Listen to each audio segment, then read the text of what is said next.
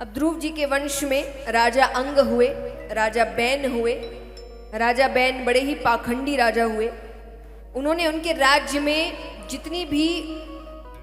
जितने भी मंदिर थे उन सब की मूर्तियां हटवाकर अपनी मूर्ति लगवाई थी। और ऐसा भी नहीं कि वो ये कह दे कि भाई मैं राजा हूं, कुछ भी कर सकता हूं। वो इसका तर्क देते। वो कहते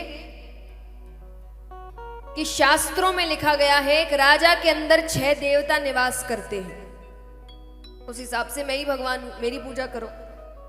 प्रजा परेशान हो गई तो वो ऋषिगणों के पास जाती है। ऋषिगण आते हैं, समझाते हैं, पर वो उनका निरादर करते हैं।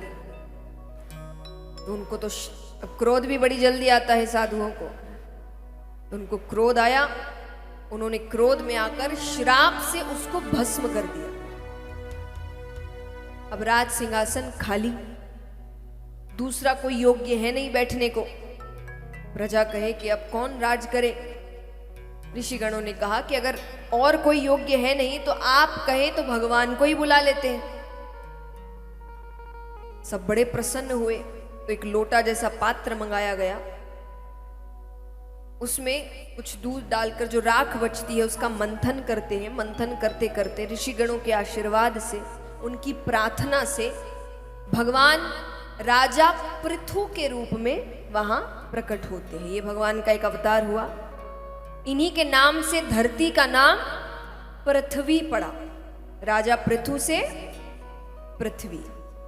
इन्होंने काफी सालों तक राज किया। इसी वंश में भरत नामक राजा हुए, बहुत ही अच्छे राजा। उन्होंने भी अपना राज्यकाल अच्छे से निभाया। उसके बाद बच्चों को राज्य देकर वे वन की ओर चले गए। पहले गृहस्थ वाले भी जीवन भर गृहस्थ नहीं निभाते थे। एक उम्र के बाद जब बच्चे बड़े हो गए हैं, समझदार हो गए हैं, तो वो उनको सब काम काज देकर वैराग्य ले लेते थे। तो भरत जी भी वन की ओर चले गए। अब एक दिन भरत जी नदी में स्नान कर रहे थे कि एक तरफ कुछ मृगों का समूह था। मृग यानी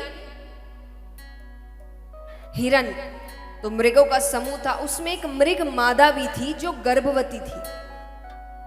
तो अचानक से सिंह की गर्जना होती है। तो डर के मारे जितने भी मृग है वो दूसरी ओर छलांग लगाने लगे। तो उस मृग मादा ने भी छलांग लगाई, पर छलांग के चक्कर में उसके गर्भ से बालक गिर गया। अब इस तरीके से संतान होने के कारण उसकी तो मृत्यु हो गई, पर उस बालक को भरत जी ने पकड़ लिया। अब उनके सामने ही उसकी माता की मृत्यु हुई। तो भरत जी ने सोचा कि अब ये छोटा सा बच्चा ही कैसे रहेगा। तो वो उसको अपनी कुटिया ले आते। अब दिन भर वो उसके साथ समय बिता रहे। मनुष्यों का स्वभाव है कि आप 24 घंटे किसी के साथ समय बिताए तो मोह पड़ जाना स्वाभाविक है, आदत पड़ जाती है उसकी।